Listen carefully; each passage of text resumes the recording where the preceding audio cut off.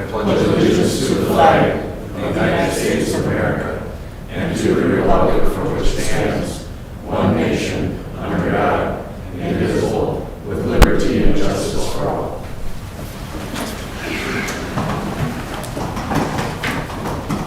Starting then with our council activity reports.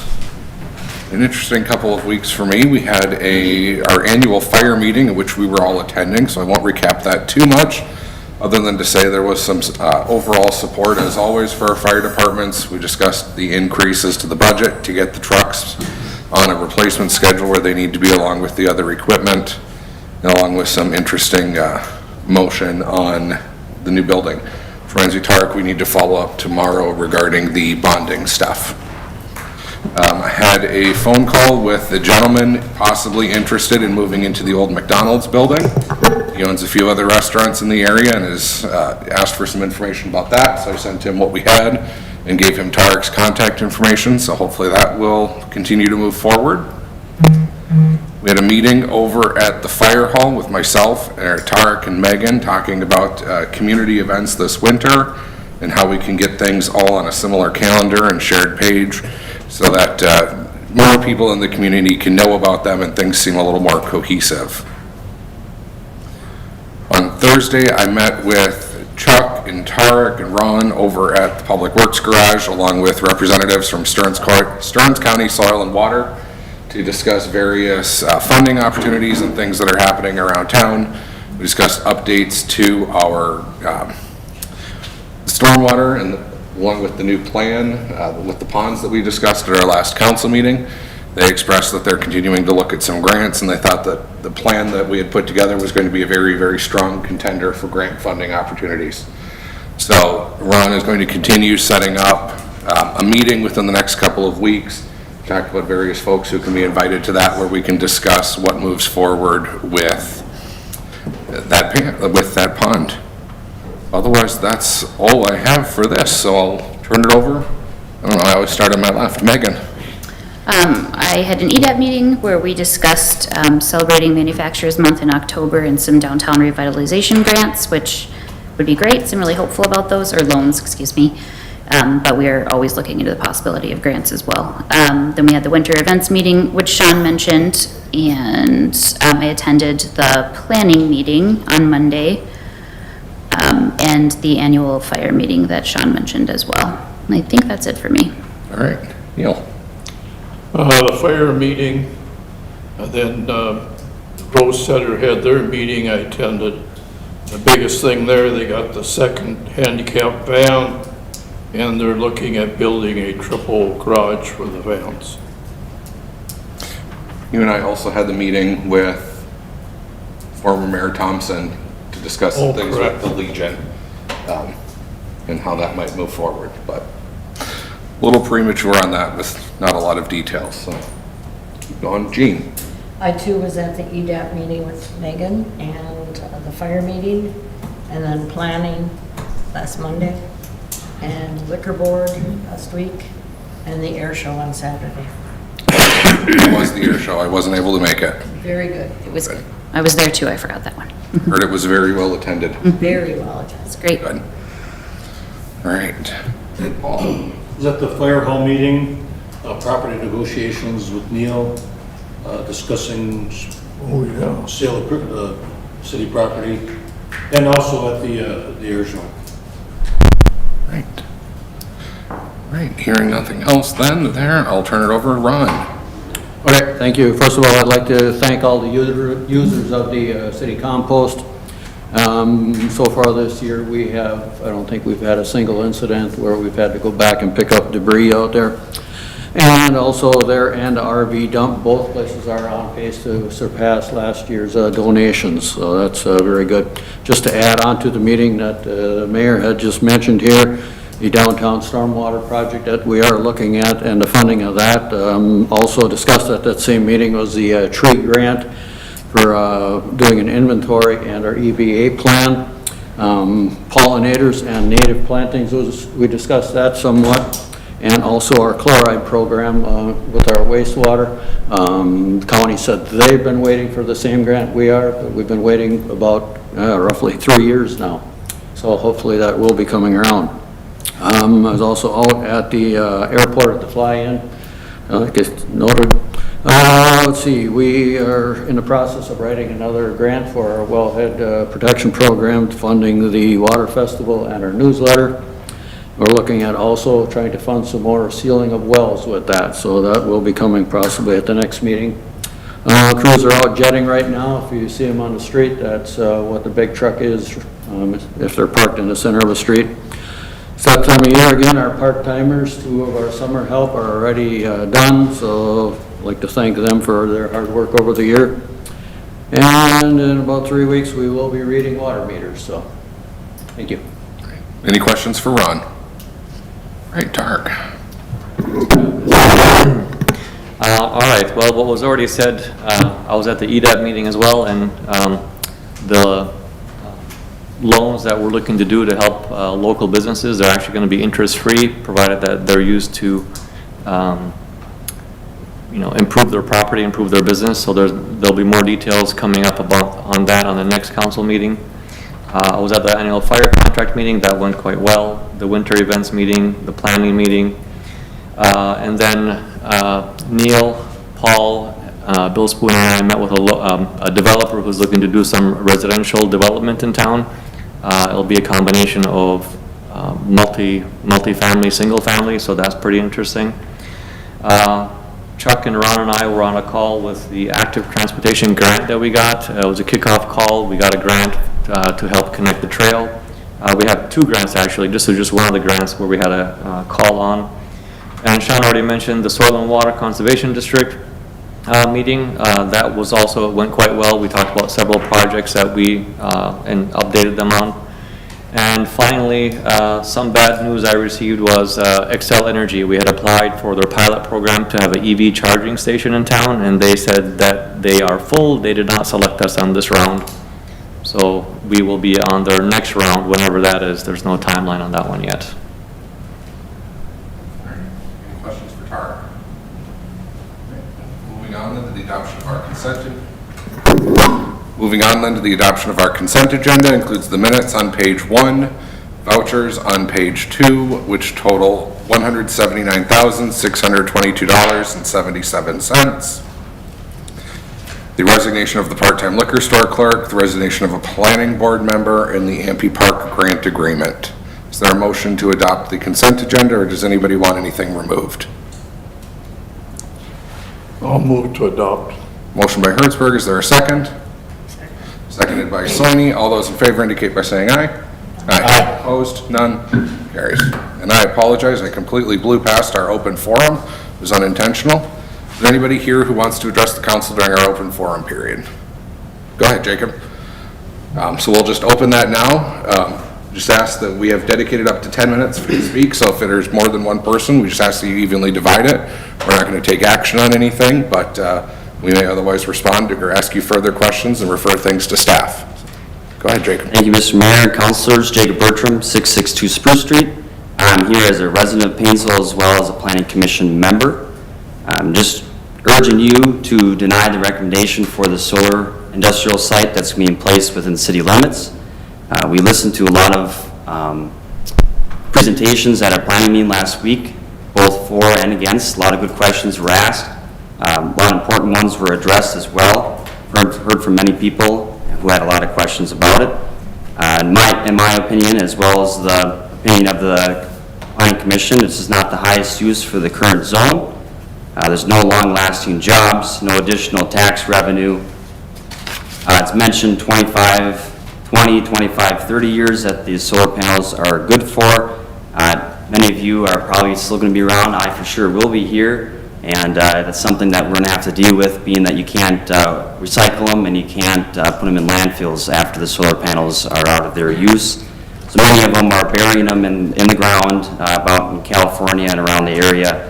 And I, for one, don't want that in my area and ground that we'll be living in. As many of you as you probably know, Sartell, neighboring city, put a moratorium on the additional solar industrial sites in the area, as well as our neighbor, Painesville Township, strictly prohibited any new solar projects in the area. So it kind of would be just known that what's going on in our area and what other townships and cities are doing. Like I said, I'm just urging you to listen to the residents of the city of Painesville as well as the Planning Commission and their recommendation to deny the solar industrial site.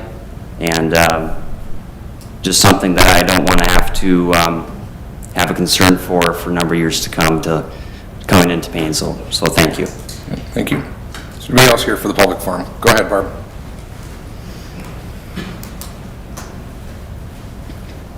Barbara Schmidt, 14839 Linden Hill Road in Painesville Township. I concur with Mr. Bertram that I urge the council to accept the recommendation for the planning committee based on the questions they have to ask. That was the first time that I witnessed that you had to go through all of these questions to see if it's a for or a deny. And clearly it came out as a deny. And so I urge the council to respect the planning committee and their recommendation that you deny that solar garden. It brings no jobs to Painesville, possibly for the construction. But other than that, there's no jobs to Painesville. And we are in high need of companies that provide jobs, and then we're in high need of apartments or housing to house citizens or people who want to move here to be able to fulfill those jobs. So I vote that hopefully you deny it. And then my other, on the other topic of Nature Energy, clearly I'm happy that they have put a stop to that at the present time, and that hopefully that will continue, and that no other large-scale manure digester company chooses to come in under whatever name they come in as. Great, thanks, Barb. Anybody else here for the open forum? Otherwise, if you wanted to wait, because it's your item on the agenda, we can address it later, but I'll defer to you. However you prefer to do it, so long as I have an opportunity. All right, we'll close the open forum. Our first thing on our old business, we've got 3 minutes. Let's jump forward before we do the nuisance properties. Chad Bierman's here on the variance request. Chad, can we talk about your stuff real quick? Sure. I think we can do that in a few minutes. Then we'll go to our public hearing at 6:15. My request is for a variance of my new site in Painesville, 820 Business, 23 West. Chad, I'm sorry to cut you off. I just know from our past conversations, you said the public speaking isn't always your favorite thing. Yeah. You want to just tell us a little bit about what you're planning to use that site for, what you're planning to do? I'm planning to create a garage door facility, basically a storefront for my business, which is ran out of my house right now. I'm looking to expand. I'm looking to bring my business to Painesville. I do quite a bit of business in Painesville currently, but it's kind of a central location. The site that I picked is, I think, going to work really well for me. So It looks like you're requesting a variance on the 20-foot setback to a 15-foot, and then also the lot coverage, which is limited to 30% going to 76. I think that is already, there it is, 64% is the current amount. So you're looking at approximately a 12% increase in lot coverage, right?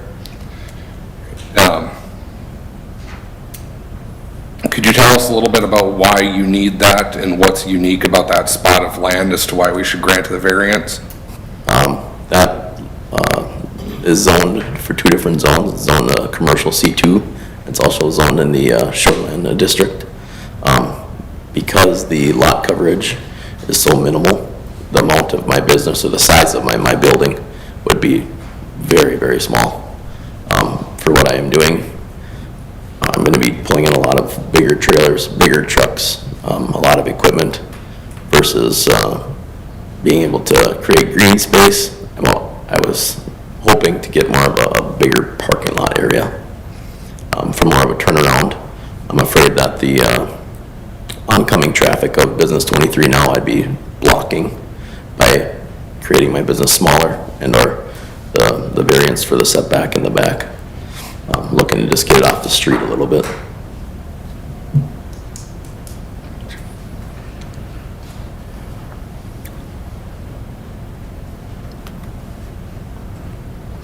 So all we're looking for tonight is to just set a public hearing on this for Monday, September 25th at 6:30. Is there a motion to set that public hearing? I'll make that motion. All right, there's a motion by Soini. Is there a second? Second. Heard it from Thielen first. So Soini made the motion, seconded by Thielen. And the purpose of that public hearing, Chad, is to come back and talk more in detail. We'll make specific findings about the stuff we talked about tonight. But I just wanted to get a feel for what was happening here, so. Sounds great. All right, calling the question then to set the hearing for September 25th at 6:30. All those in favor indicate by saying aye. Aye. Opposed? None? Motion carries. Thank you. Thanks, Chad. All right, then we do have a 6:15 public hearing. It is the continued public hearing on the alleged public nuisance at 711 Minnesota Street. It's on page 19 of our agenda. With that, I will open it up to Tarek. If you want to. Okay. The chief and I went to look at the property, and we noticed that it's quite cleaned up. And I don't know about you, Paul, but I don't have any further questions. I think it's I don't see any nuisance on the property right now. I guess I didn't look that close on the camper. I know we discussed that at the last time, that there's some issues in getting the title to get the tabs and everything else. So I don't know if that's done yet, but based on the condition of the property, both front and back, I don't see any issues there anymore. And I stopped by there today earlier and talked to the group. The backyard is clean. It's cleaner than the neighbors, I can tell you that much. But in discussion with Matt, he had mentioned that he had tried to get a notary to sign with, was it your mom? Yes. Okay, to get the title transferred and get a license. Just running into some problems because his mom is having some oxygen issues, so they're moving forward. They've done a pretty good job of it, and I think we should have a little more patience with getting the title transferred over if that's all that's left. Well, I have two pictures here. They're marked as Exhibit 2. I'm happy to give them to anybody who wants a copy, but I'm going to give this marked one to Tarek, just so that we've got it for our record. My personal opinion is that a camper being licensed is the least concern of the stuff that was over there, so I'm grateful for the work that's been done, and I'm ready to close this and move on. But certainly we can go however the council feels. I just don't think it's worth. I'm grateful for the work that's been done. I know it was a lot, so thank you to you all, and then we can just move on. Finally went through, so you should have them now. I haven't seen them, but they probably did as soon as you walked out the door, would be my guess. I appreciate you guys working with me on that. Yeah. Appreciate it. So, all right, with that, then I'm hearing direction from the council that we should drop findings, much like we did with that other property, finding that any nuisance has been abated and that nothing else exists. Bill, does that give you enough direction? I had drafted findings. I'd left some blanks in them. I can complete that and send them back to Tarek, or if staff is comfortable, they can. I'm sure I sent it as a Word document, but I'll go ahead and complete it and send it to Tarek tomorrow. Okay, that'll work, and then we can make those findings at our next hearing, and my plan is we'll just call it closed, and if anything else happens, we'll make sure to get you back in here before making a finding otherwise. Thank you. Yeah, if you guys got problems, don't be afraid to stop. Me here, so. I have a question. I'll be happy to clear it up. What's your last name, Matthew? Steinman. Steinman?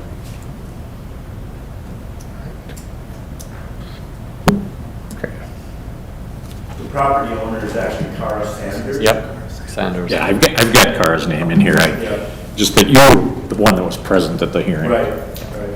Yeah, so yeah, just because Matt doesn't have access to a microphone, I'll just make it for the record. Matthew Steinman's here in the gallery. He's been talking to us a little bit in case it wasn't picked up by the mics. Just talking to us about how he's taken efforts to get the property cleaned up, and we've let him know that At our next council meeting, we'll make findings that it's been abated and it's done. And if anything else comes up, we will call in another meeting before we take any adverse action. Thank you. So, unless there's anything else, I'll close the public hearing. We'll go back to our business meeting. All right. Thank you. Thank you. Right. And back up then to the conditional use permit on the Furchy Family Land Partnership, the solar farm, page 35 of our agenda.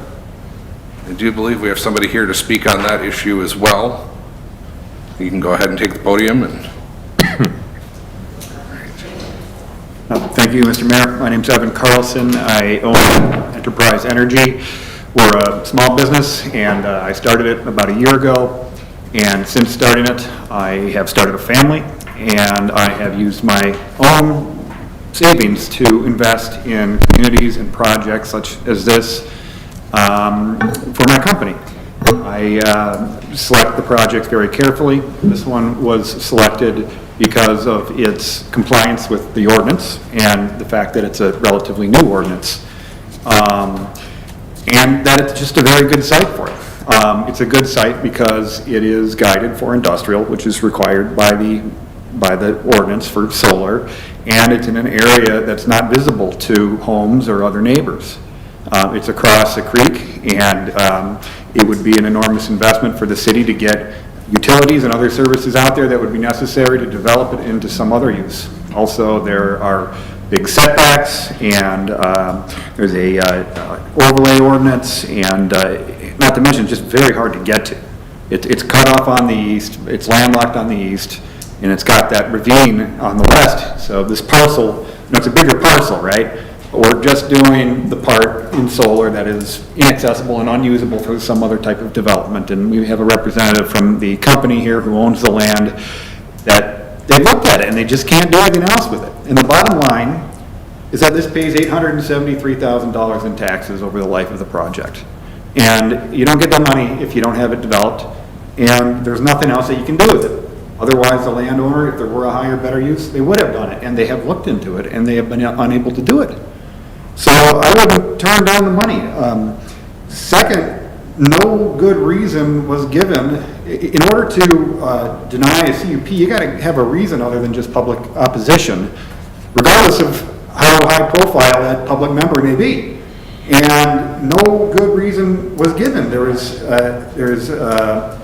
statements that, these are going to be buried in the ground. We're not burying them here. I'm not applying for a landfill permit. I'm putting up money to remove it. It'll be removed after its useful life. We're agreeing to a decommissioning security, and that statement is disputable anyway.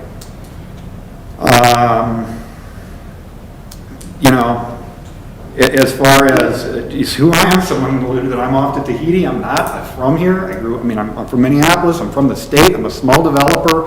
I've done a lot of deals in this state, and it's very important to me to defend my reputation and do them in a way that people like. So I really want it to be, I'll do everything I can to make you happy with it. It's very important to me. It's one of my first projects, and I want it to be a winner, and I want you to be happy with it. So again, just to reiterate, the important points are, this makes money, right? Because we have to rezone it to industrial in order to do it.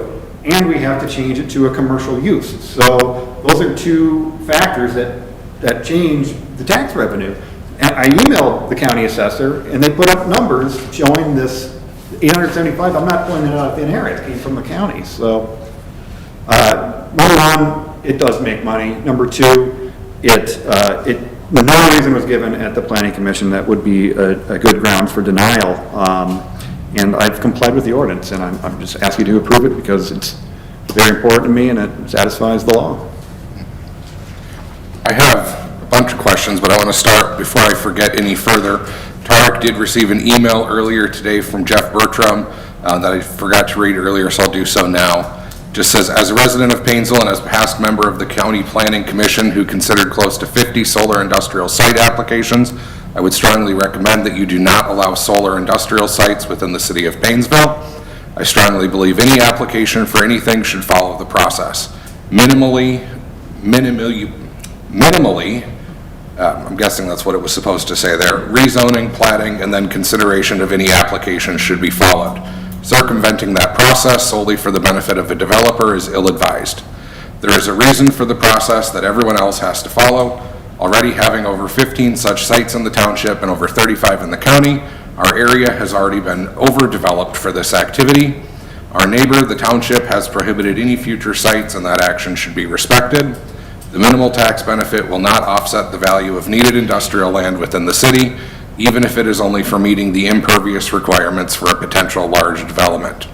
I trust you have reviewed the Planning Commission public hearing comments and ask that you hear those comments and follow the Commission's recommendation of denial. Thank you, Jeff Bertram. So with that, in looking at the Planning Commission, and Jean, as chair, I'll ask you, what about the conditional use would be injurious to the use and enjoyment of other property in the immediate vicinity? Because I cannot fathom that one out to save my soul. I have to think of it. Okay. There's one where I think, and this I'll come back to it in a second, but the impeding of the normal and orderly development, I do have some concerns there. What adequate measures have not or would not be taken to prevent any issues with odor, fumes, dust, noise, or vibration so that none of those issues would constitute a nuisance? Do you remember what happened or what was said about that? What was it again? It was something in there. Yeah, that adequate measures have not or will not be taken to prevent any issues with odor, fumes, dust, noise, or vibration.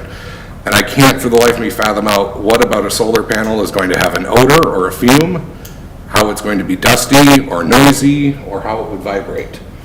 So I know it was a split vote on planning, so I'm not necessarily asking for your personal opinion, but what the discussion was on some of this. Maybe Jacob So- remembers better than I do. Well, I just, Stressful meeting. I get it. So I guess I do have a concern with it not being platted first. That's my concern. And the reason for it, and Bill, hopefully you can correct me if I'm wrong, but if we grant a CUP now, that CUP is going to run with the land, which in its current form is one large segment. Versus if it's platted and divided, then the CUP would just run with the platted section. Is that right?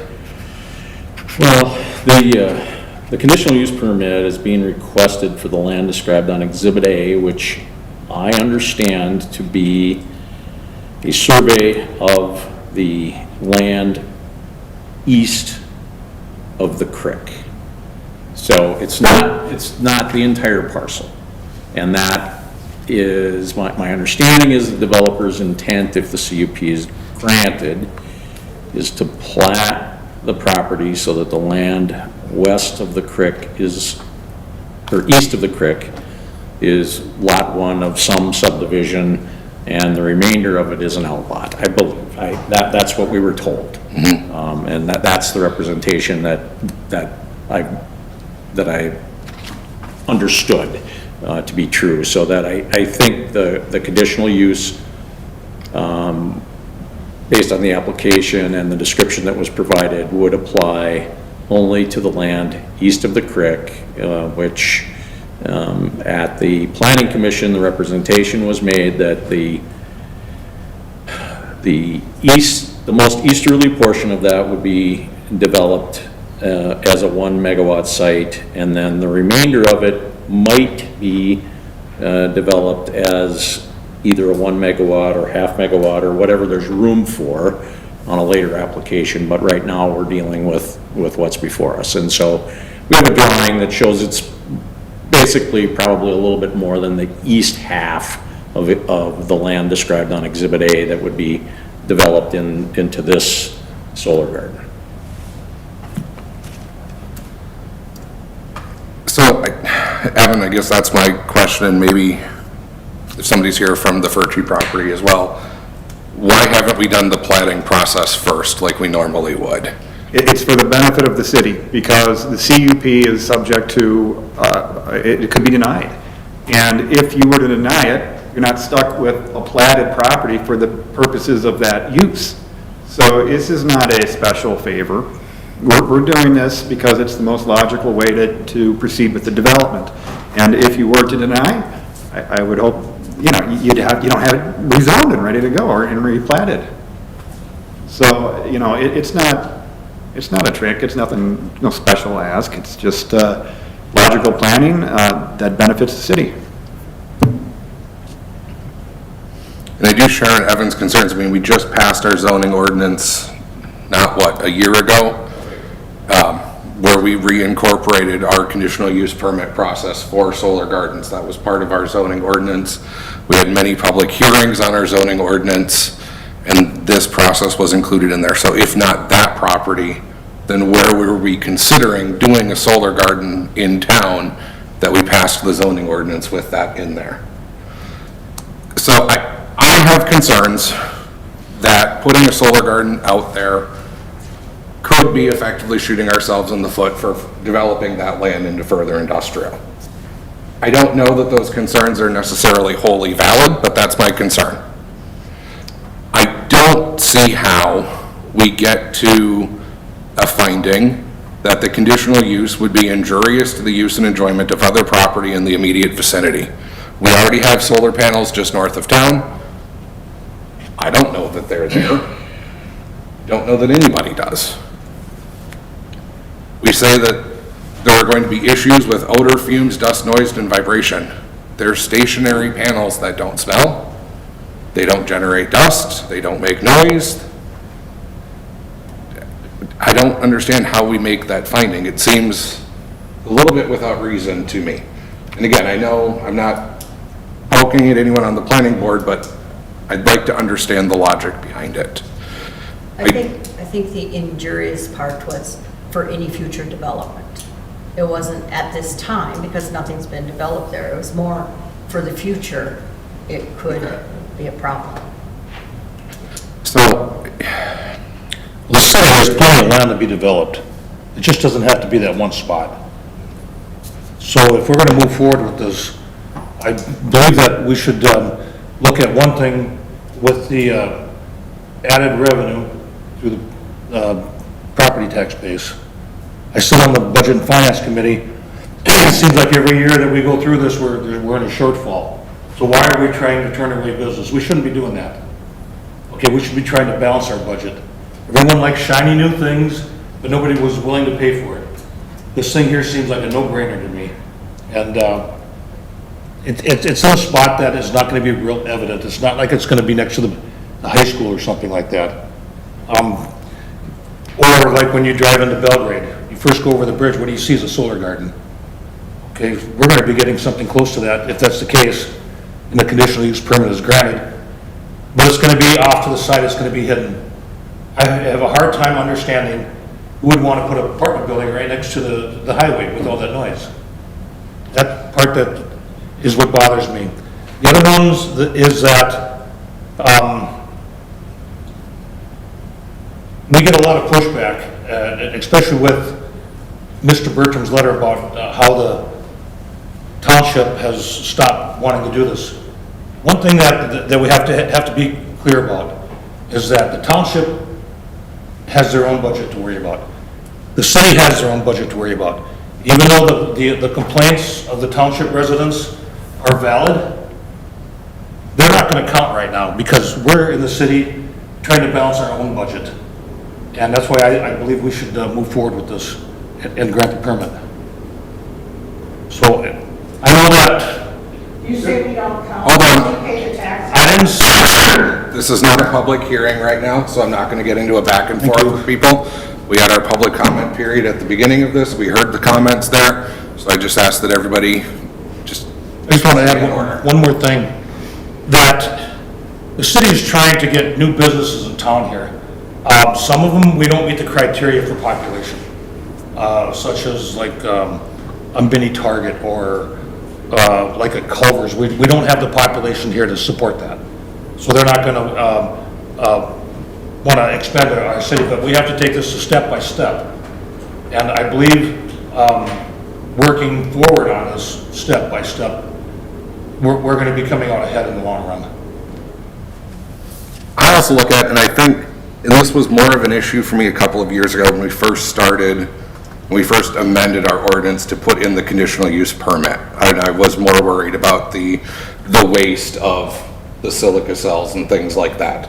But what we've seen over the last few years with the development of electric cars is that these lithium-ion batteries are currently just sitting in stockpiles and landfills, much like used solar panels, and companies are actively developing technology to recycle those things. So the technology to recycle it might not be there now, but it might be in 5 years, it might be in 10 or 20 or 30 when this is done. But we are seeing that with lithium-ion batteries. It's not slowing or hindering the development or adoption of electric cars. I see a plot of land where you can't do anything else with it, not without hundreds of thousands of dollars worth of land work. I don't have the pocketbook to do the land work. I'm not seeing any other developers coming forward to do the land work. Nobody has shown up with an excavator and a dump truck to do it. So we have a proposal.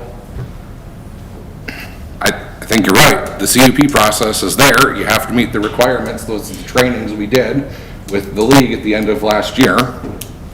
And I can't endorse the findings that a solar garden is going to adopt, or is going to be injurious to the use of anyone's property. Fill my garden with solar panels. If I didn't have all the trees, I'd love them there. I just don't get the problem. This land's been for sale for probably 30 years, 20 anyway. and no development has occurred. And there's probably a couple issues. The price of the land might be a little extreme, and that's fine. You're waiting for the right developer to come, that's fine. But it's easy to say, let's build apartments, let's get developers. Where are they?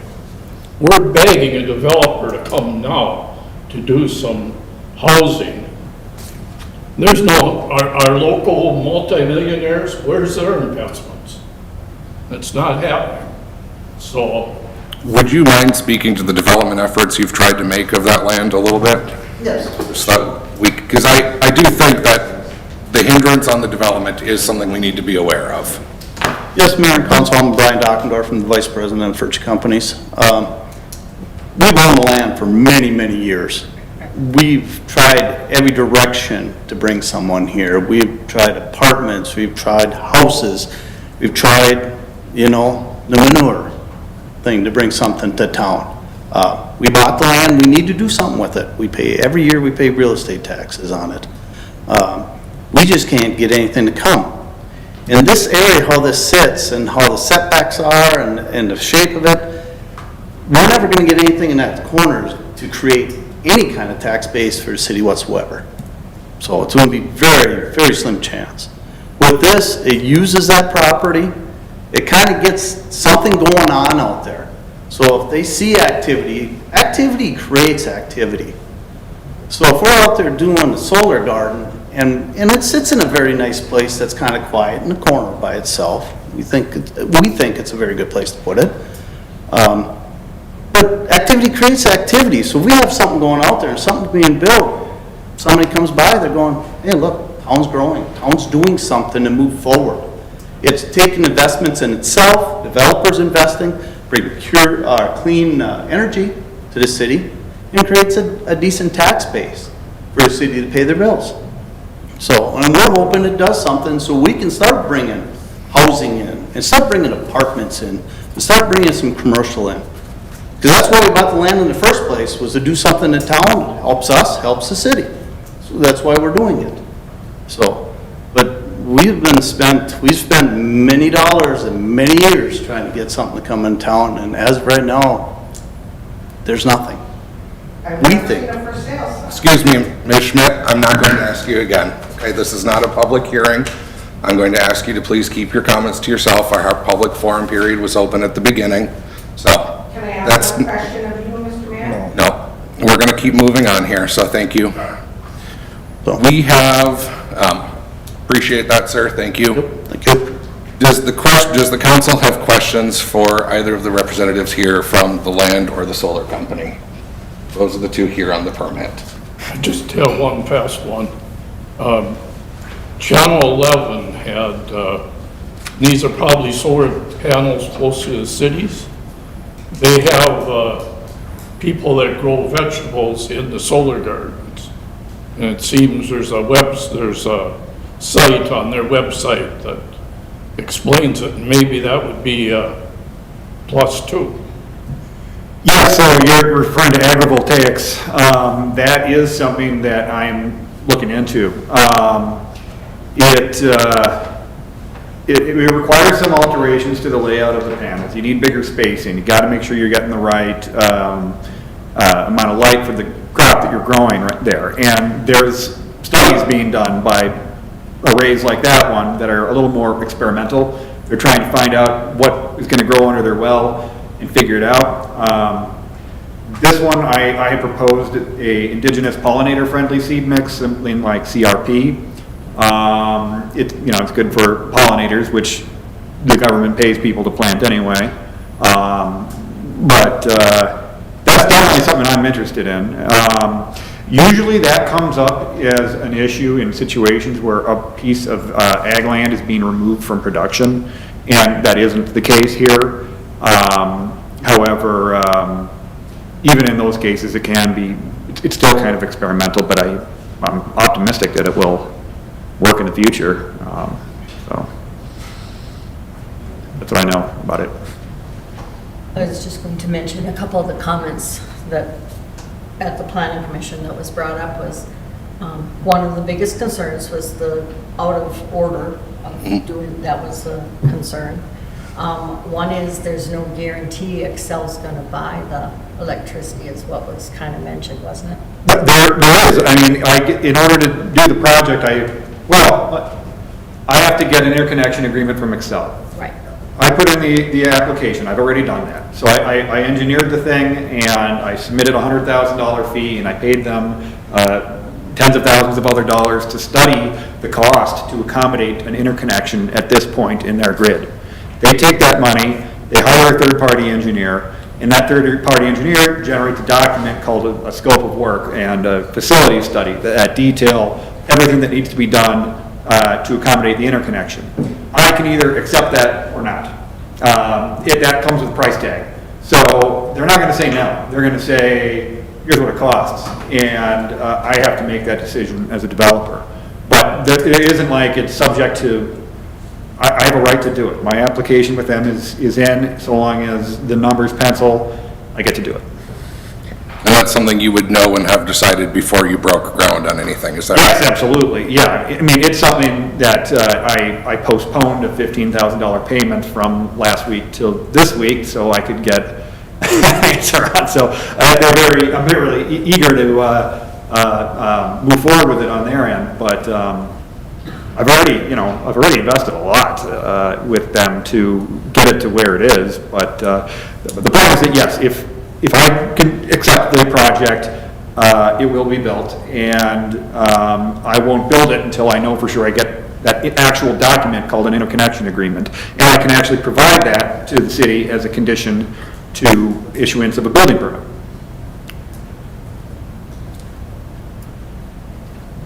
And then one of the other things that why people were kind of opposed is there's already 15 of them in the township, and they didn't see why we needed another set of them.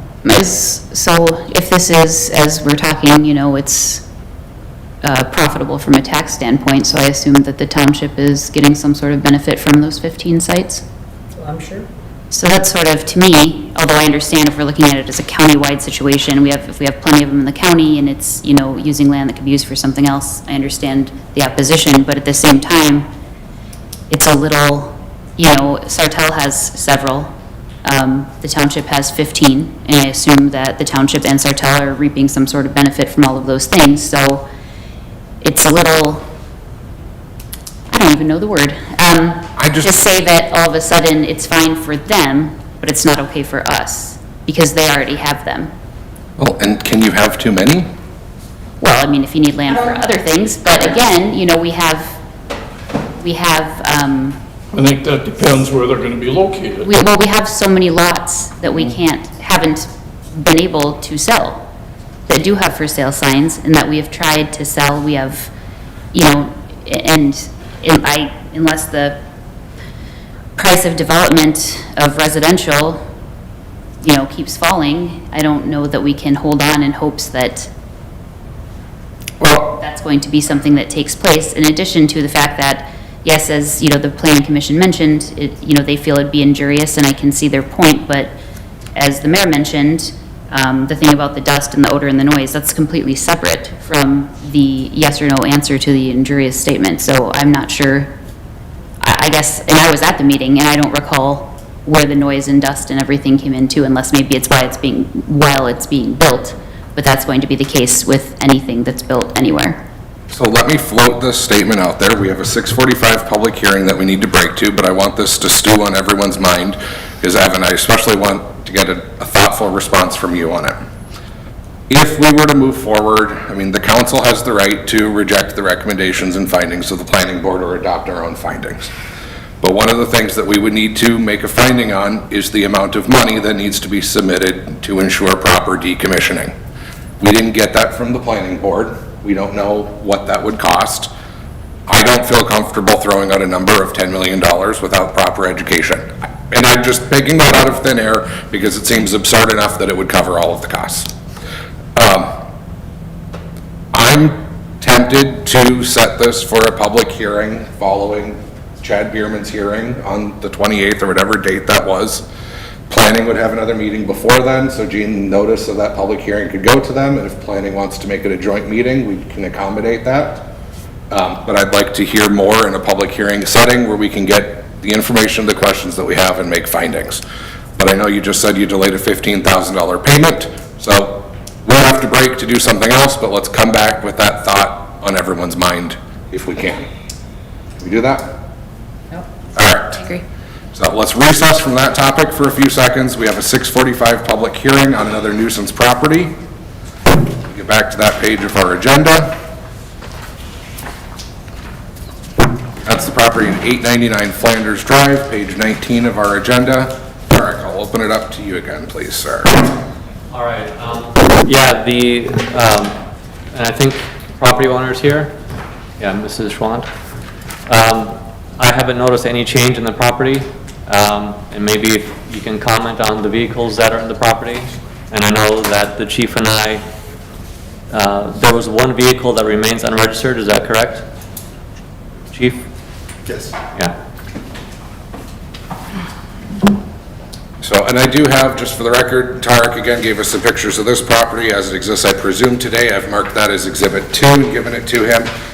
Ms. Schwant, if you want a copy of that, we're happy to give you one as well so that you have it. I think the question I have is what's the status of these vehicles? Or if you have anything else you want to tell us, I'll turn it over to you. Okay, thank you. So Mrs., I'm all about embracing my title. So Mrs. Schwant, and we are working on, I should say my husband, because I'm not the car person. I've been asking him, and he's been trying to buy the parts and supplies and all those necessary things to get the vehicles fixed. As you can imagine, or maybe not, I don't know, it's been a little bit more difficult to get the parts than I myself had realized, and so our conversation continues on what can we get quickly so that the vehicles can be repaired, as well as I'm working with my father-in-law to see what vehicles we can quickly get moved, pending the letter that we had previously, or notification, I suppose, I don't know what it's called, about the options that we have. My husband will get the vehicle that's not registered, however, I did not want to pay for those things if we didn't have any options. I'd be happy to discuss the personal and the more detailed, answers, what have you, one-to-one, but not that on a thing that will be recorded or posted to a public site. Tarek, do you have the pictures where you can bring them up on your computer and we can see them? That way Mrs. Schwant knows what we're talking about. Yeah, hold on a sec. Where's that one? Oh, here.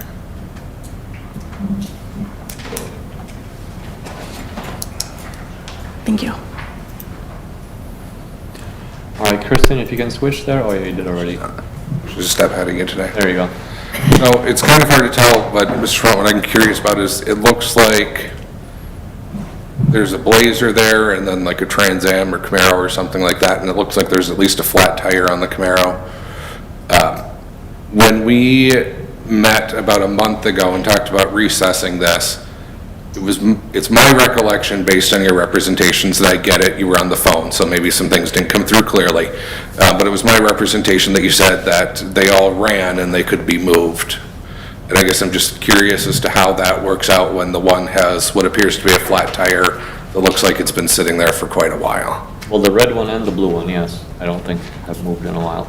Yeah, so based on my understanding from what my husband told me about the vehicles running, that is what I spoke to. Since it's his vehicles before marriage, and so I trust him when it comes to vehicles, just like I trusted my dad before marriage when it came to vehicles. And so we have been having lengthy conversations and planning on how we can resolve that. I know that the Camaro in particular is very important to him, and he has intended uses for the other vehicles. One is for work, one is for hunting, and so pulling his boat, which is not at our house right now. And so I can't speak to specifics other than I just trusted what he said, and I don't do the yard work, so I didn't pay attention. Does anybody have any questions for Mrs. Schwant? Tarek, I'm curious, and then Mrs. Schwant, I'll give you a chance to respond to this question as well. What is the estimated value, if any, of all of the offensive items in terms of money, cash being obtained at a negotiated scale, or anything else like that? I don't know. Okay. What the value would be. All right. Mrs. Schwant, did you want to respond to that at all? And you certainly don't have to, but. I wouldn't have that dollar amount. I need to investigate the Kelly book and ask my father-in-law and my husband what they know. That's okay.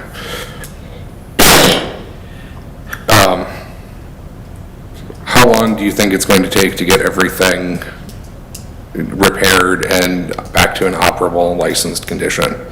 Yeah. So if we're able to keep the vehicles and have a little bit longer to work on it, I'd like to have it done within the next month or two, but I need to have that conversation with my husband on where he's at with ordering his parts. And then I could certainly communicate that by email to give you a more detailed answer, but I don't want to make a guess. Okay.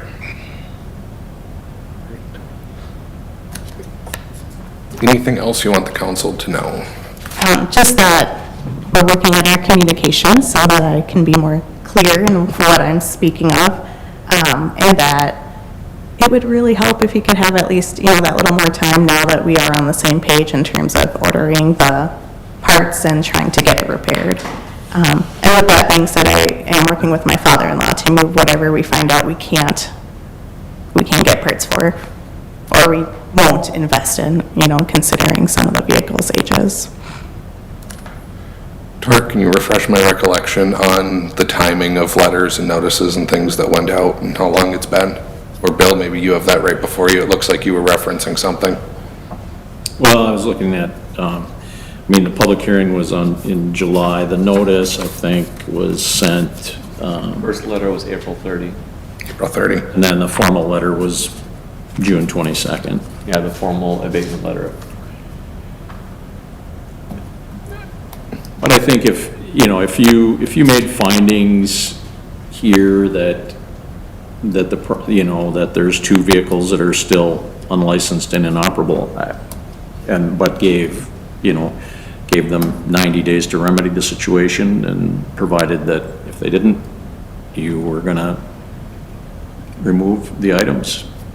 I don't know, I think that would give Mrs. Schwant time, and it's not an unsightly problem, it's just a violation of the ordinance, so I don't think there's a problem with giving time to get it done. I think that's, it's not a health hazard or anything terrible, it's just a violation, and it sounds like they're working on it, so that'd be my thought. Is that proposed findings you have in front of you? It is. The proposed findings presupposed that the nuisance was going to be abated by tonight, but apparently it's not, so. Could I have it nonetheless, since I don't have anything?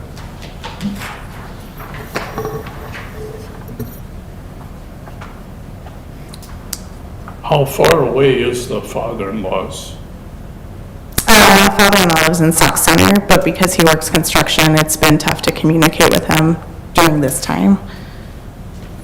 Is he in the country, or? Yeah, he's in Sauk Center. So if it went to his residence, it would be okay? There's not an ordinance against having him there? I don't know what the ordinance rules are. I know he lives in the country, and when I say move it, I mean move it, whether that means having them sold, junked, or to another property where the ordinances are different.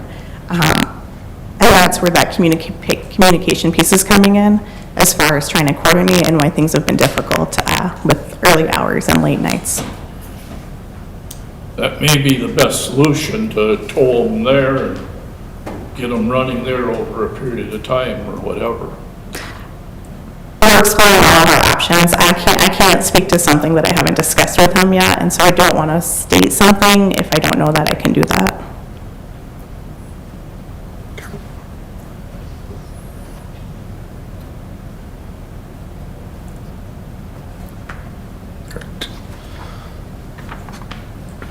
Well, with that, I will close our public hearing on this, and I will ask that we go back into council's business session to make findings and a decision on this nuisance property. So we'll stay on that same topic while Mrs. Schwant, is here, so that she's fully aware of what the council's deciding.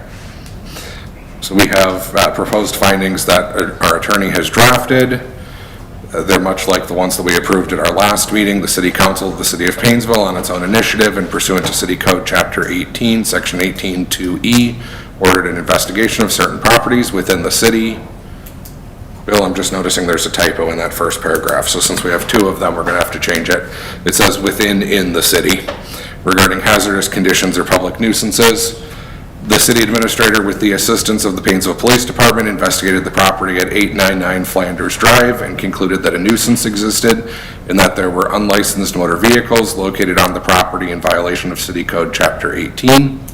The City of Painesville scheduled a public hearing before the full council, conducting the hearing in the manner of an administrative appeal from the finding of the city administrator that a public nuisance existed on the property located at 899 Flanders Drive, which is legally described as an address or a description contained in the findings. Specifically, the city administrator found that there were 3 inoperable and or unregistered motor vehicles located on this property. The public hearing on this issue was called at or about 6:45 p.m. on July 24, pursuant to the notice of hearing duly provided to the property owner and mortgage holders. Johannes, how do I pronounce your name, Mrs. Schwant? Yeah, Johanna. Johanna Schwant appeared by phone. Mrs. Schwant acknowledged that at the time of the notice, there had been unlicensed/unregistered motor vehicles on the property in question. However, she indicated that all but one of the motor vehicles were now licensed and indicated that all the vehicles were operable. Johanna Schwant requested that the hearing be adjourned and that the public hearing be continued on August 28, 2023, to give her sufficient time to obtain appropriate vehicle registration on the last remaining vehicle. The council agreed to do so and adjourn the hearing until August 28 at 6:45 p.m. On August 28 and at 6:45 p.m., the adjourned hearing was called back to order. That's the extent of the findings before we get into what was presumed would have happened by now. So we do have to make findings. Looking here on page 19, paragraph B, if the council finds that there is a violation, the decision shall include an order to abate the nuisance and specify the date by which abatement shall be completed. Estimated value, if any, of all of offensive items described in subsection C1 of this section shall be included in the evidence and in the findings. The term value for the purpose of this subsection means the amount of money in cash which can be obtained in a negotiated sale on a known and ready market in the city. So how would the council like to proceed? Well, I just think, given the issues that we've had, even just with the city of getting, new public utility vehicles and new squad cars and this fire truck, and that, we're dealing with kind of an atypical time for getting parts and for getting, things like that. So I'm inclined to give more time, especially because, as mentioned, it's not like this is an unsightly property, or that there hasn't been attempts to deal with it. I think we should think about how much time, just because, you know, if we run into the holiday season and it could be freezing and snowing, and then you could be dealing with these ice to the ground and have to deal with that situation, which isn't gonna add to their value either, so, I guess I'm inclined to give time personally. I just think we should discuss how much due to the weather-related issues. I've gotten 2 calls from neighbors that are real tired of looking at the same car for 2 years. Well, So it is time to, I'm not against maybe 30 days, but my this has car's, been going on a long time. our car sits in our driveway, I mean, you know, I mean, it moves, but it still is, so that's, I guess, If no one has approached me or my husband, how do we know there are concerns if no one speaks with us? Well, I have gotten the phone calls. I know, and I'm asking because of the neighbors who And I they speak. probably don't want to, Of the neighbors that I As a speak neighbor. with, no one has, and after this came to be, I have made an effort to speak with neighbors, and no one has brought this concern. And so, And I'm, while I appreciate there might be concerns where they don't want to have that confrontation, I don't see how I can know to make a correction if it had to wait till this point. No one came to me before. and I just will say, we've had this issue happen on other properties around town as well, where neighbors have called in, and I'm not saying this is from you, because I have not heard it from any of your neighbors, but I have heard from others around town where their neighbors have had issues, and they were afraid to talk to them because of potential pushback, either publicly or privately, that they feared from that person. So, again, not trying to presuppose anything, I don't know you, but that's just a hypothetical of what I've seen in other places. I guess I'm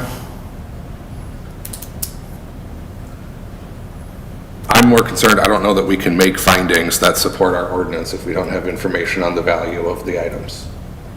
If our ordinance says that we have to have information on the value, we don't have it.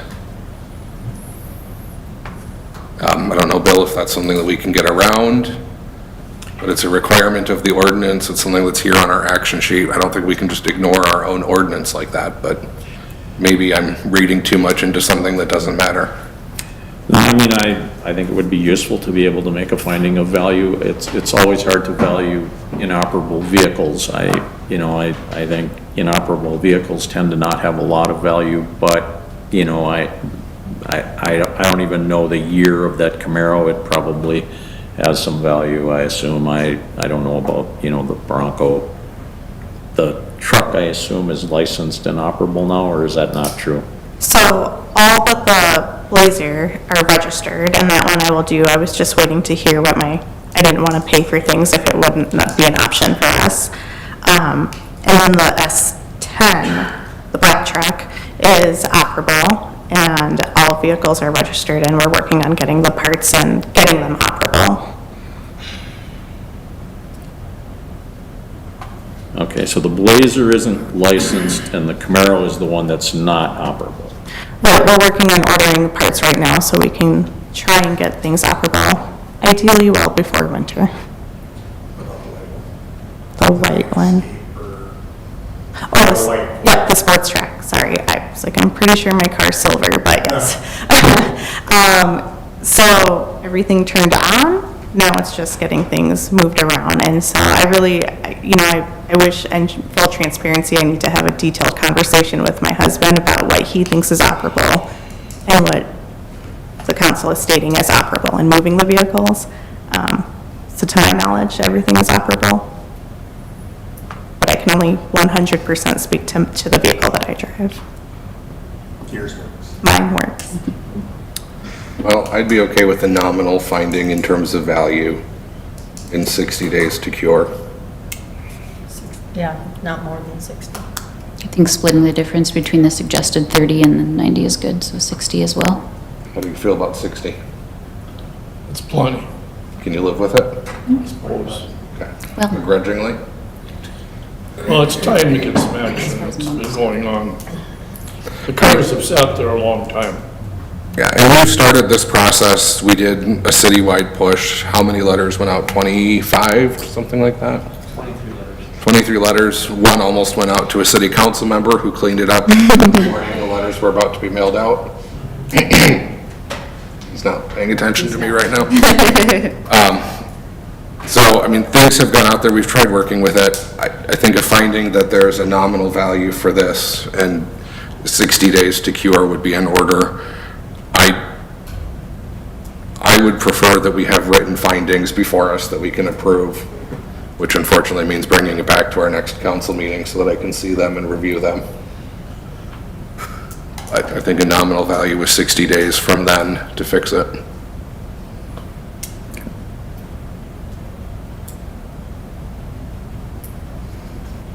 Mr. Schwant, does that make sense what I just said? Because sometimes I speak in circles, so people need to. I heard 60 days. 60 days to clean it up. Okay, Yeah, from our next council meeting. okay. So we'll make formal findings, you'll get a copy of those. And, you know, once you get that, it'll be 60 days to get everything cleaned up and moved out. So that'll be the middle of November. Okay. So, shouldn't be frozen yet. Yet. I'm not saying there won't be snow on the ground. But Fingers it'll be crossed. frozen. Okay. Anything else on that one, or can we move on? All right. Thank you, Mr. Thank you. All right, let's go back to our solar garden. So, when we broke, I raised the idea of possibly continuing this discussion until after the council can convene a public hearing. And I guess I'm curious, Evan, you're the one with the money at stake. If we did that, how would that affect your moving forward on this? I'd probably have to put more money at risk. You know, hard to say. It's a negotiation with Excel, and they can try and drag things out, and it's a part of the development process. You know, that's a positive sign, but I'd still urge you to approve the CUP. You know, there are some people who just don't like solar. And if you go back and you give them more opportunity to come up with a reason, they'll try to persuade. But the fact is that no reason was given related to this parcel. I mean, look at the parcel, look at the land use map, look at the zoning map. Look at the planning that went into the current solar ordinance that is quite restrictive. It allows it on industrial land, and the fact that this land is guided for industrial, and the fact that it's not visible. I mean, if you put it into that context, I believe that approval is the appropriate decision. However, base denial, I don't like. Can I add something, Sean? I want to hear from Bill real quick first. It sounded like there was. We're up against the 60-day decision-making. That time period can be extended, but we would need to extend it, because otherwise it's deemed granted.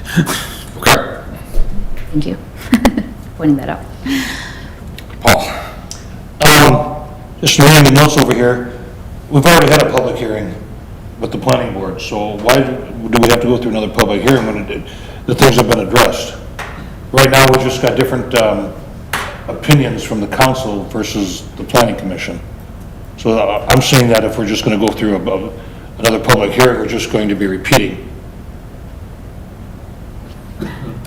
I can't deny that I have those same concerns.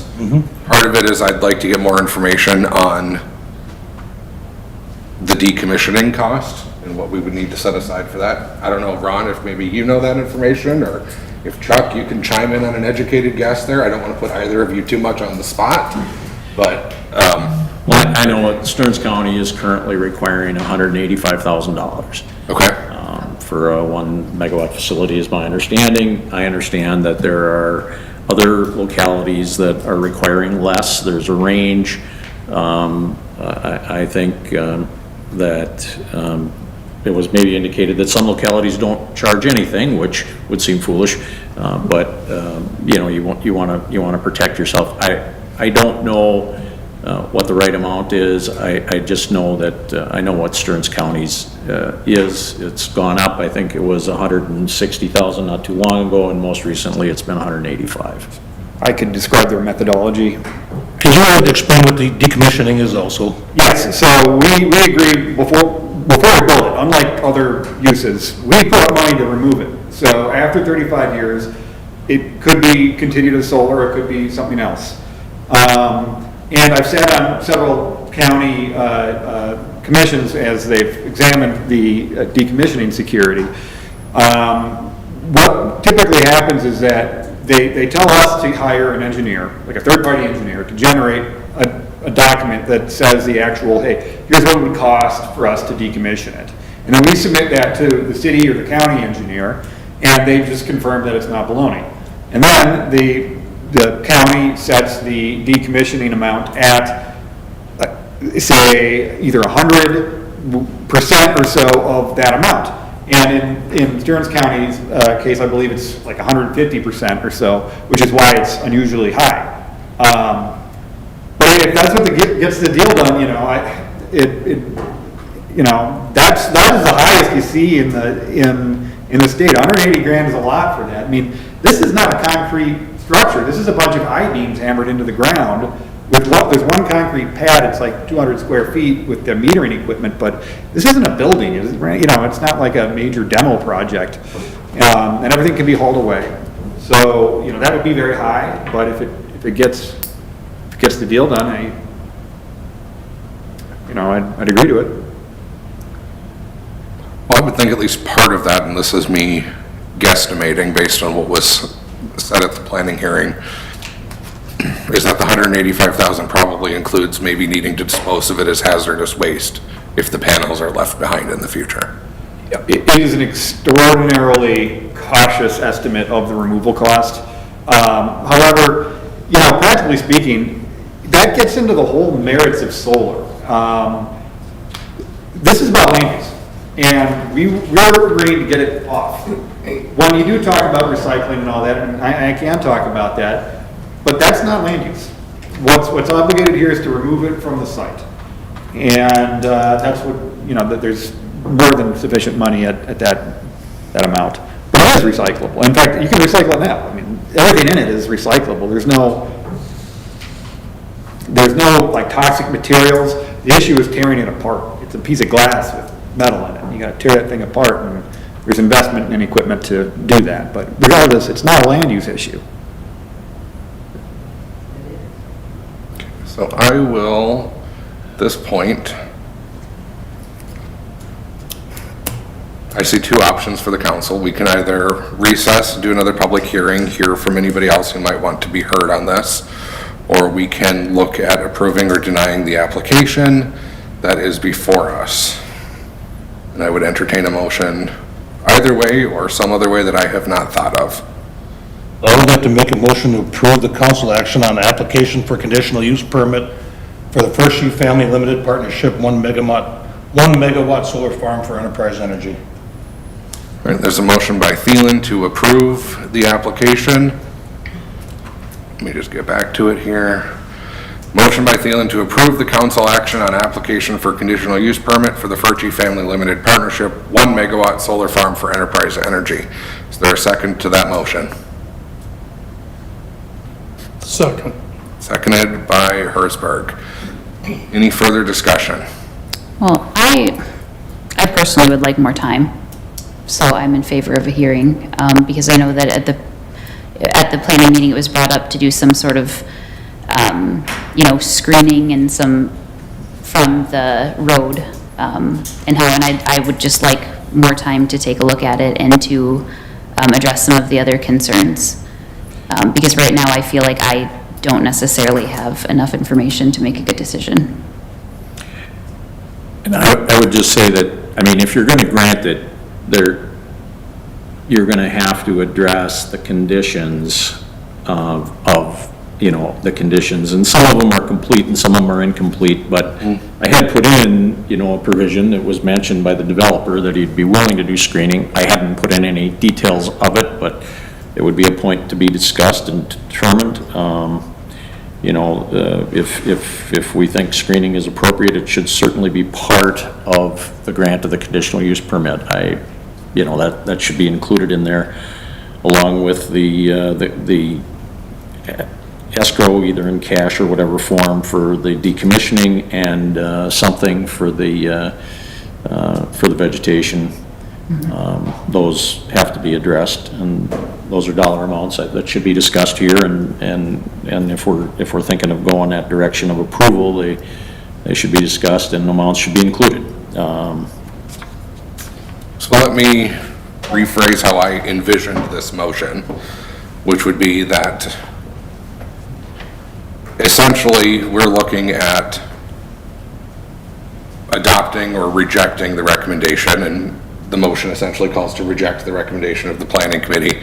And then once we get through that, then we need to go through and fill all of this in, and at that point, I'd call for another motion on the entire document with all of the blanks filled in. So, as I see it, the motion essentially calls for, it's titled as acting on the application, but I don't think we can really act on it, like Bill said, until it's complete. So I would treat it more so as just saying we're either adopting or rejecting the recommendations of the planning board. I think that gets to the spirit of what you were moving at, Paul, maybe. Do you want me to withdraw my motion? No, it's been seconded, we can just shoot it down. What was that again? It's been seconded, so we can just shoot it down real quick. Okay. All those in favor of approving the application as it stands, say aye. All opposed? Nay. Nay. All right. Motion being 0 to 5 does not prevail. Let's have a motion on whether or not we adopt or reject the findings of the planning commission. Let's start there. I'll make the motion to reject the findings of the planning commission. So motion by Thielen to reject the findings of the planning commission. Is there a second? Second. Seconded by Hertzberg. Any further discussion on that? So, sorry, it's been a very long day. So we are just voting to reject the findings, which, just considering some things like the noise and dust and things I'm kind of curious about. But we are not, that does not mean that we will grant the conditional use permit right now. That's how I see it, correct?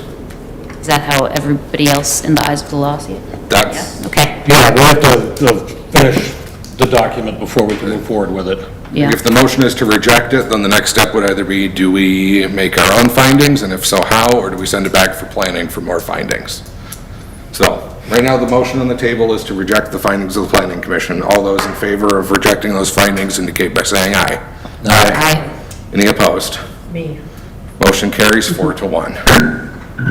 All right. So, moving forward, we have proposed findings in here in our action sheet for granting a conditional use permit, establishing securities, escrows, things like that, and possibly screening. We have a number from our city attorney that said $185,000 is what Stearns County is doing. Jean passed me a message that said she talked to city staff who suggested between $50,000 to $75,000. I'm inclined to say maybe a little bit more than that would be in order, just based on what Stearns County is doing, because I'm going to trust that they have better information maybe than what our staff is able to get from here. But again, I struggle with whether or not we approve this tonight or we do something more. I reject the findings because I don't think they're supported by facts and reason. I just can't get there. But I do think that there are some things that could do some more exploring, such as whether or not it would impede further development. I don't want to eat up land that could potentially be developed further. But I also say the fact that we've been trying now for 20 years and nothing's happened. So, I'm This torn. land could be available again in 40 years. Good. The rest might still be for sale. It could. Well, Yeah. I know. So shoot yourself in the foot, either now or later. And the city's got lots that have been for sale for quite a while, and we're still trying to move. Residential lots, I should say. So, I think if what we should do is come up with the numbers and then decide, because if we send this back to planning, who knows what'll happen, we could just be going in a circle. So, That would be my thought. Well, let me ask this. The next portion on our findings here is to either grant or deny the conditional use permit. So let me call for a motion to either grant or deny or set this on for additional hearing. And then we're still not ready to approve the whole thing, but it gets us one step closer. Well, I move to set an additional hearing, which I know is a pain for everyone involved, but I don't feel like I have enough information right now to make a good judgment.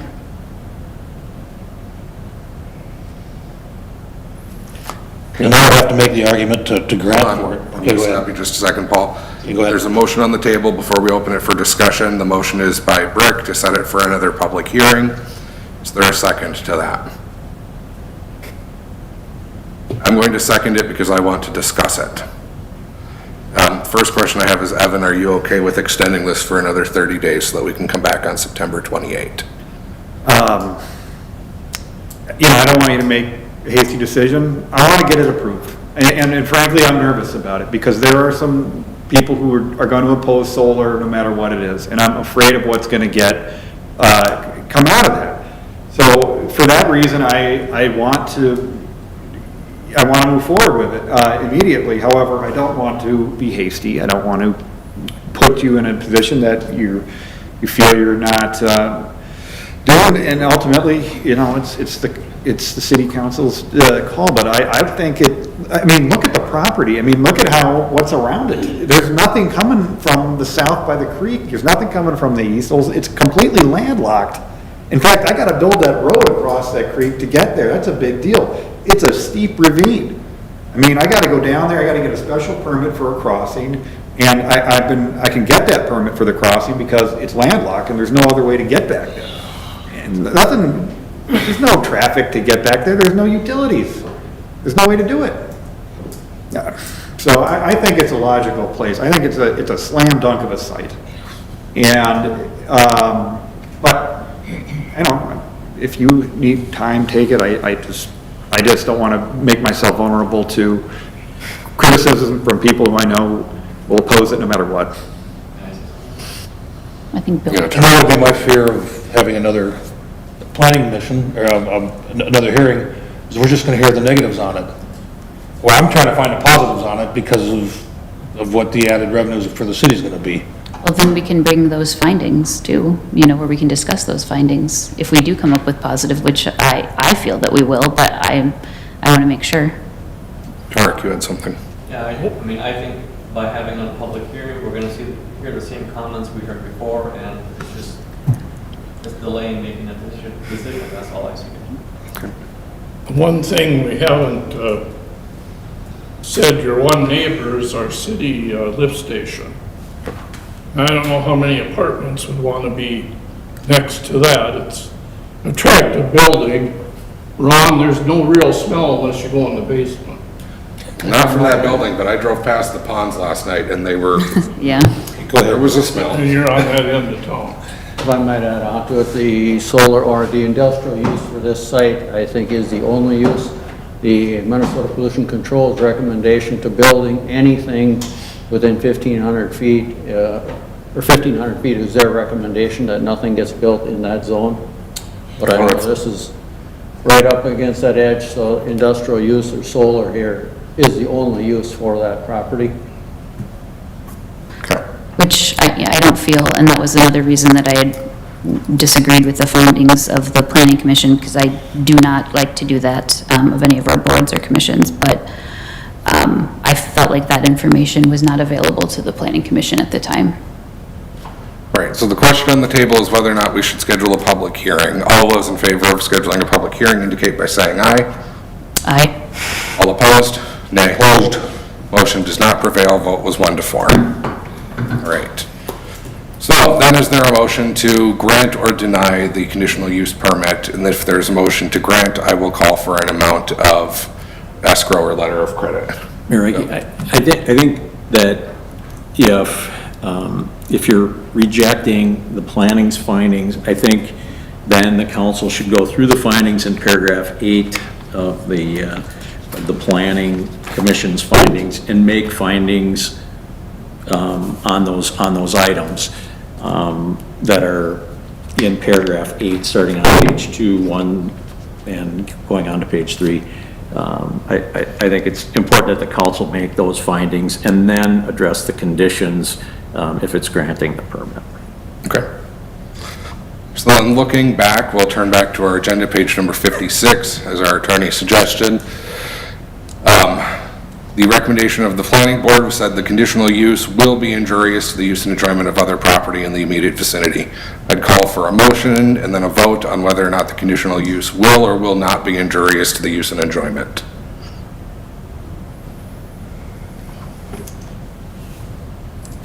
I'm confused on what's being asked. So if you look at page 56 of our agenda. I'm here. Yep. Planning committee made a finding that the conditional use would be injurious to the use and enjoyment of other property in the immediate vicinity. And if we are rejecting it, our city attorney has recommended that we make our own findings. So are we finding that it will or will not be injurious to the use or enjoyment? I think part of that would depend on what the neighbor would be. If it's a factory, it would not bother in one iota. If it's a residential house, there could be. I think it only matters as it stands today, correct? Correct. Correct. So I guess what are we saying immediate vicinity? Like, are we talking Lift people station. driving up and saying, oh, you know, I don't like the way that looks? Are we talking people who live there? Because it doesn't seem like there's not that many people who. Neighboring property, wouldn't it be? That's what we're talking about, is properties that Yeah. are. Right, so And I don't, again, I go back to how does a solar panel affect anybody's ability to use or enjoy their property? So I'd be in favor of saying that it would not be injurious. I'll second that. So there's a motion by Thielen, because I didn't make one, but I'll Okay, is that the I'll take motion? yours. Thielen has moved that it would not be injurious to the use and enjoyment. Is there a second to that? Second. Seconded by Hertzberg. All those in favor in finding that it would not be injurious indicate by saying aye. Aye. Any opposed? None. That carries. The establishment of the conditional use, A, will not impede the normal and orderly development, or B, will impede the normal and orderly development of the surrounding vacant property for the predominant uses in the area. Motion to approve A. All right, there's a motion by Thielen for subpart A that it would not impede the normal and orderly development. Is there a second? Second. Seconded by Hertzberg to approve 2A would not impede the normal and orderly development. Any further discussion? All those in favor indicate by saying aye. Aye. Opposed? nay. Motion does carry 3-2. There A, are adequate utilities, access roads, drainage, and other necessary facilities, or B, there are not adequate utilities. Can we add that it does say existing or proposed to be built by the applicant?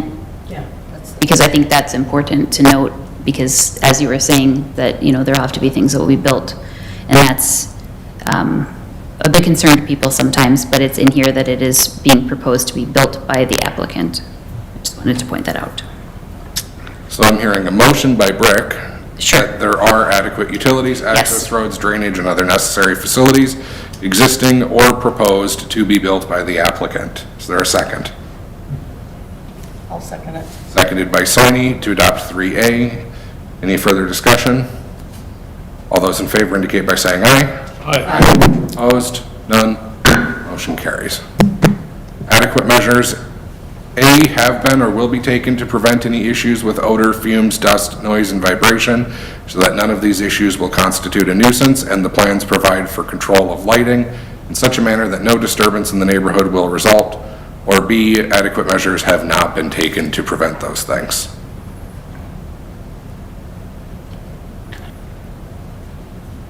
Move to adopt subdivision A. All right, Thielen has approved adoption of subdivision 4A, that adequate measures have or will been taken as stated on the sheet. Is there a second? Second. Seconded by Hertzberg. Any further discussion? All those in favor on adopting subpart 4A indicate by saying aye. Aye. Aye. Aye. Opposed? None. Motion carries. 4 proper facilities are or are not provided, which will eliminate any traffic congestion or traffic hazard.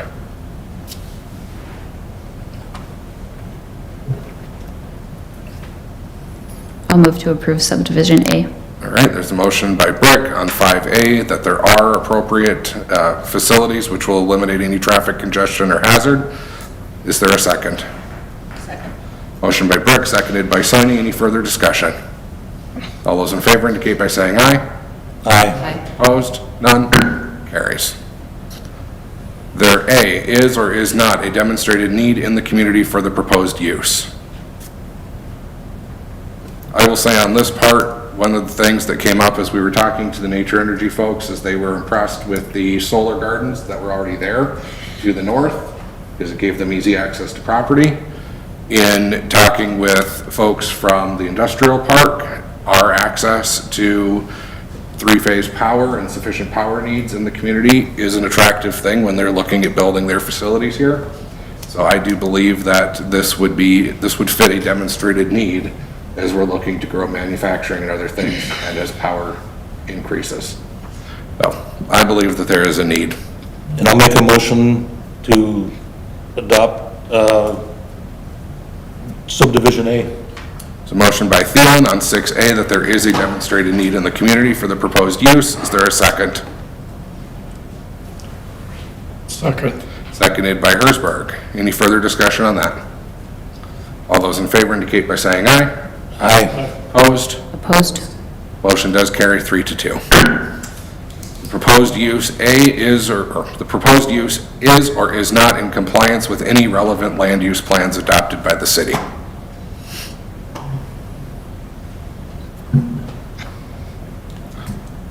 I'll make a motion to adopt subdivision A, 7A. All right, there's a motion by Thielen to adopt proposed provision 7A that the proposed use is in compliance with any relevant land use plans adopted by the city. Is there a second to that?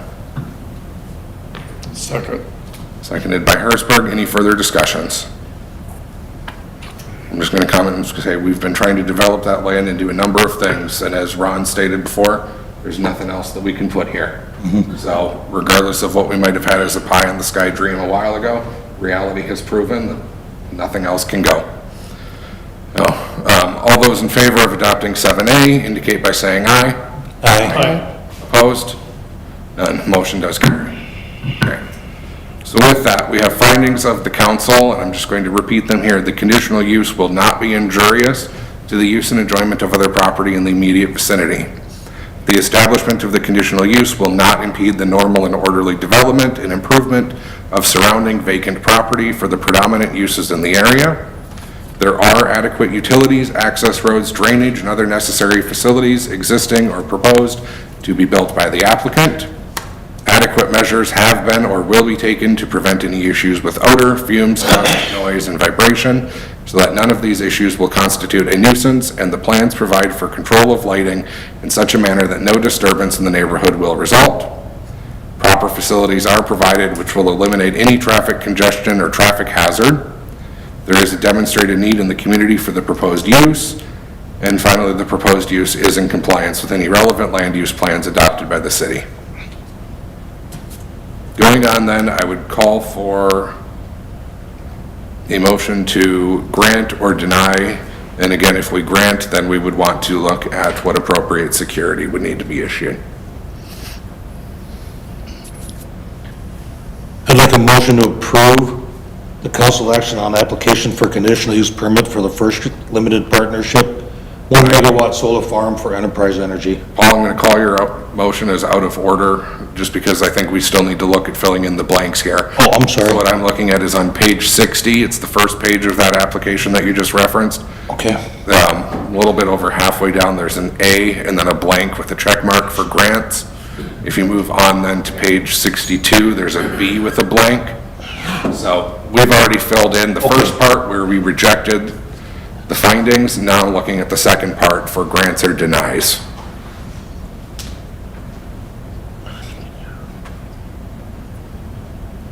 I think your motion though would be for us to check the A on page 60 that we would grant the conditional use permit.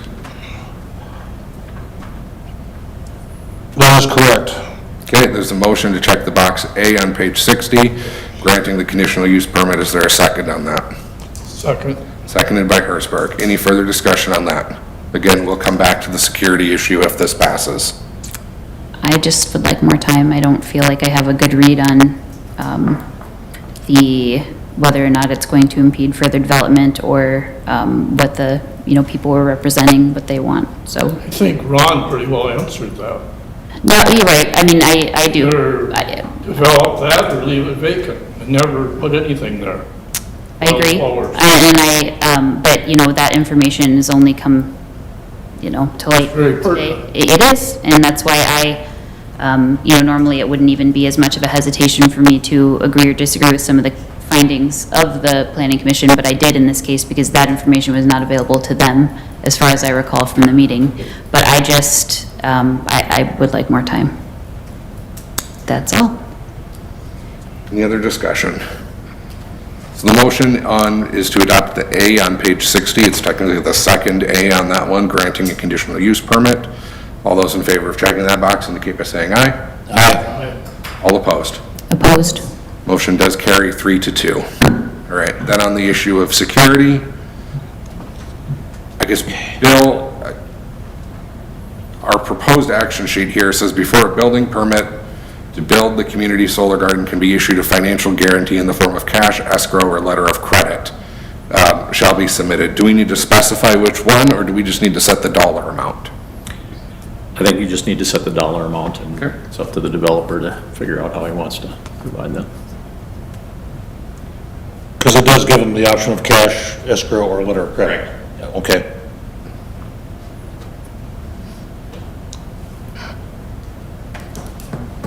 And how does that work? If it's cash, it sits in an account Like an escrow. till it's needed? Yeah. It would sit in an escrow account and be available. Yeah. Whenever they stopped. We borrow the money, we take a loan, So it would be earning interest during that time. we pay, it's an interest-only loan if it's cash, which is not unlike a letter of credit. You just pay a fee to have the bank set it No, aside. but if the city had the money sitting in an escrow account, it would earn a little bit of interest. Oh. Yeah. Right now, it would. Right. 6 months ago, it wouldn't have. Well, we kind of have varying recommendations. Jennifer suggested 50 to 75,000. Stearns County's at 185. I do agree that. Oh, go ahead. That we make it 75,000. It's a motion by Soini for 75,000. Is there a second to that amount? I'll second. A second by Thielen to set the security at $75,000. Any discussion? I'll say I think that's a little bit low. I think maybe 110 might be more appropriate, but I can go along with wherever we land. I was Comfortable with thinking it? 100, but I think 110 is appropriate as well. Well, the motion is for 75. I'll call the question. All those in favor of setting the security at $75,000 indicate by saying aye. Aye. Opposed? Nay. Opposed? Motion does not prevail, 2-3. All right, is there a motion on the security amount? Well, I guess between the two, I'll make a motion to set it at 100. Motion by Brick to set the security at $100,000. Is there a second to that? Second. Second by Hertzberg, setting the security at $100,000. Any further discussion on that? Yes. He's already putting up a lot of money to start with, building the roads, everything else. I just felt that we should just at least try to work with them, and go on the lower end. Just my opinion. Okay. Any other discussion on that? All those in favor of setting the security at $100,000 indicate by saying aye. Aye. Opposed? Opposed? Motion does prevail 4-1. All right. Final blank on here is whether or not we want to require any type of screening. Up above that in paragraph 6A, there's a blank amount for the cash or letter of credit for the vegetation. Oh, I'm sorry, Bill, I read that as being the same thing. That's a percent though, how do we know? Well, I think the developer will present a plan, a vegetation plan, and there'll be a cost associated with that. Yeah, I mean, typically you find out what the vegetative management plan is, and then you set a security as I don't know, some percentage of it. I think the question is, what do you want to see and where do you want to see it? You know, and then maybe set the amount to correspond with what you're actually doing. For example, if you're doing fence slats, you're not going to worry about trees dying, you know, you just replace the slats. If you're doing trees, what kind of trees? Is it a conifer? Is it a single row, staggered row? But in this case, I typically include screening on the site plan, and I didn't include it because the south end is already heavily vegetated. And if it were an issue, it's coming from the freeway, and there's a big right-of-way there. We weren't talking about screening yet. This is the planting, the grass, the. Oh, I'm sorry. I misunderstood. You're talking about maintaining of the vegetative management plan. Correct. So I have to submit a vegetative management plan from a company that prepares them. In my application, I submitted the DNR guidelines that actually say, I referenced the state statute that you need to satisfy in order to hold yourself out as being pollinator friendly. And there's a set of guidelines for establishment of that pollinator friendly seed mix that came along with the statute. And they include like a scorecard and other material to score it. So I would say, the best thing for you to do is to say, I got to stay in compliance, and if I'm out of compliance, it takes several years to establish prairie, seed mix, right? It'll take me 5 or so years to get that going, but once it is, if it's a problem, that's a condition of the CUP. So there's a lot more risk than a little bit of security. But as far as the dollar amount, I don't know. It's mowing $5,000, something like. Yeah, I mean, it's mostly. I think this is mostly to ensure that you establish it. And so I know what Stearns County has done, and the examples I've seen from Stearns County is they require you to post a percentage of the estimated cost of the seed and labor to establish the pollinator habitat. So I suppose I could have a condition, or you could suggest a condition that A, requires I submit a vegetative management plan prepared by somebody who has the proper certification to do it. B, that complies with the statute that I referenced in my ordinance, and C, that they have a dollar amount in there for establishment, and the security be a percentage of that dollar amount, and then you determine what. That's basically what this is saying. Yeah. Is that you'll establish the habitat consistent with 216B, and that you'll provide us with a plan that shows the cost of labor and seed to do it, and then they are trying to fill in a percentage, whatever that might be. I mean, it's up to them. But if you said that you were going to make them post 75% of the cost or whatever, I don't know what the percentages are that you normally see on those. I have no idea. I haven't seen it as a percentage before. It's just a condition that it gets established, and if I'm not in compliance, I'm not worried about my security for establishing it. I'm worried about losing my CUP, Yeah. So. Is it possible that we can discuss this with the environmental board and see where it falls in our Green Step program, if there could be some sort of working together relationship there? Well, this is one that Stearns County did. They required 125% of the cost of establishment in the plan that the developer submitted. I'm sure I can find another one in here because I was provided with many examples of this by you. But that's, Okay, yeah. But that's what, and I basically took the language that Stearns County used. That's the percentage they required. I don't know how they arrive at requiring 125% as the amount, but. I agree with 125%. That's this county standard. Okay. So looking at paragraph 6A, what the county has done is 125%. We're hearing agreement from the developer for that amount. Would there be a motion to request a cash escrow or letter of credit meeting the requirements, the amount of 125% of the cost to vegetate the project area? I'll make that motion. Motion by Soini for 125%. Is there a second?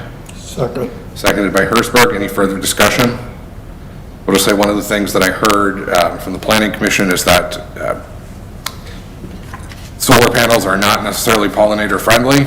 I tried to do some independent verification of that claim, and everything I saw said that, in fact, it's just the opposite. They're very pollinator friendly. So I'm not sure where that information came from, but I was not able to independently verify that. Everything that I saw showed the opposite of it. So we have a motion and a second for the 125%. Is there any further discussion? All those in favor indicate by saying aye. Aye. Opposed? None? Motion carries. All right, now on screening. Going back to, Evan, what you were saying, I don't care.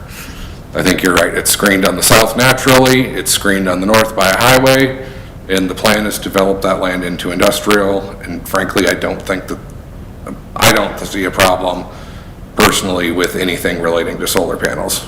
I think they look great, and we should all have them everywhere. And the only other building we could put on there would be another lift station. We're on this over here. Oh, there we go. Well, Go ahead. Mr. Mayor? Yeah. I do have one other, our trunk main does run across this here. I don't know if that needs to be discussed now or if there's more planning, but if we're approving it, the trunk main does need to be, we either need to have access to it or they need to adjust their fencing. I think that would Just to probably, make sure that's addressed before we. Bill, I'm thinking that would be a plating thing, yes? I think Ron was saying it has to do with the location of their fencing, or? The location of the trunk main runs through there, and as it's currently fenced, we would not have access. So either we need to be granted access inside there, or they need to fence it, so we would be outside of it. Is that doable from your perspective? Yes. To allow the city access to the trunk main? Well, city access and certainly the fire department as well, so there will be a block box. So I could just add that as, in the place of where screening is, I could just add that as a condition to the permit. Appropriate access to public works and first responders be granted as part of the screening and fencing? Is that what you were what we were all saying? Yeah, I think city emergency services, I guess, or whatever. Hey, Kristen, can you put up my screen again? Is there a way where you can have these poles closest to the solar site and not on Lake Avenue? Perhaps. I have to do something called a material modification with Excel. It's changing our point of interconnection. The difference is either, it's essentially, in this layout, I am bringing power to their line, and the other one would be me requesting them to bring power to our site. And when you ask them to bring power to your site, it's an additional complicating factor that Excel may or may not agree to. However, they don't have utilities out there. It's landlocked, so I think they'd have to be pretty cooperative. I would say perhaps, yes, I can agree to that so long as Excel doesn't, I could demonstrate to you that they refuse. You know, if they refuse, then I bring you something and then I can put it back down there. Okay. So what are we gonna call the condition? That the developer will endeavor to get Excel to agree to allow the poles to be at the site, not next to Lake Avenue? I would just say the poles need to be next to the site unless I can demonstrate I suppose that would be a practical difficulty. I mean, that would be like a variable thing, you know? That's the only way I could do it, so. No, I know that part's not in your hands, really, it's up to Excel on what they agreed to or not. Yeah, if I can just bring you know, I just like to have the option to do it if Excel refuses, so however you prefer to phrase that, but I will try. Okay, well, Bill, I'm sure you have proper wording for that. Right. So here's what I'm hearing before us now is that we have, the council has decided to reject the recommendations of the Planning Commission. We've made our own findings. The motion has been to grant the conditional use permit, asking for a security in the amount of $100,000. Security for the vegetation, in the amount of 125% of the cost. The screening would be incorporated such as to allow public works and first responders and emergency services access to the site. And that there would be a condition that the developer work with Xcel Energy to make diligent efforts to try and locate the poles away from Lake Avenue. It is in there that they have to get plating and zoning done before they get the building permit too, isn't it? Yeah, that's at the beginning, yeah. I thought I saw that. The other thing I put in there, mostly based on discussion, was if council had concerns about the routing of trucks during the construction phase, this would be the time to talk about it, talk to the developer about it, and figure out what makes sense. I don't know the logistics of that. Maybe it's not worth the council worrying about, but that was something that was discussed a little bit at the planning meeting. And the only other thing that, based on the developer's statements, I was going to add that the developer would provide the interconnect agreement with XL as soon as it became available. Absolutely, yeah. So, otherwise, I think we've talked about everything here. With that, with the conditions that we've discussed, now a motion would be in order, as stated on our action sheet, to adopt or to grant or deny the council action on application for conditional use permit. I thought you already did that. Now we're approving the full thing with all of those findings. Okay. So I'll make the motion to approve the council action on application for a conditional use permit for the Firshie Family Limited Partnership 1 megawatt solar farm for Enterprise Energy. And that incorporates all the findings that we've voted on in part and parcel throughout? Yes. Or second to that? There is. Seconded by, so motion by Thielen, seconded by Hersberg. Discussion, and Bill, I heard you start to say something before I cut you off, so I'll turn it to you. No, I mean, I will just draft, I will redraft this document so that it will say that you rejected their findings, and then I will put in the findings, right below that, the findings that you made on those items 1 through 7. And then I'll change that next sentence to say, based on the rejection of the report and recommendation of planning and the findings contained herein. And then I'll go through the rest of it as you've done it, inserting the dollar amounts and so forth.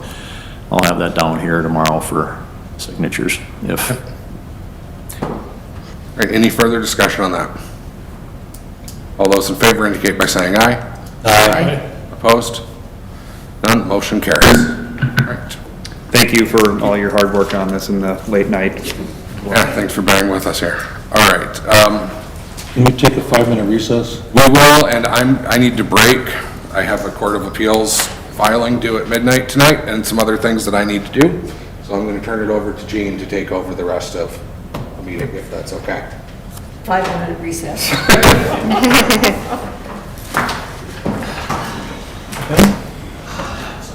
Yes.